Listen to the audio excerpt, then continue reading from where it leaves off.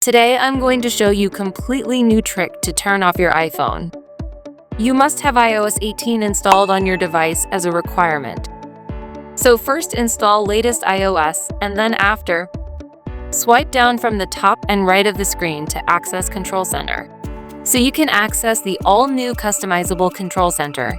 You can edit this new control panel with the video provided above. Back to the point, you need to turn off your iPhone without touching physical button. Simple press no longer works. So to turn off your device, long press the power button icon. You will feel a haptic touch when you do so. This power button would be indeed better. Now swipe for the slide to power off, as usual. Finally, your iPhone screen goes black and power off. This is a nice shortcut in iOS 18 to power off an Apple phone. So here's a new way to turn off an iPhone, the first of its kind in its history. Hey everyone, I really hope you enjoy watching this video. Thanks for tuning in.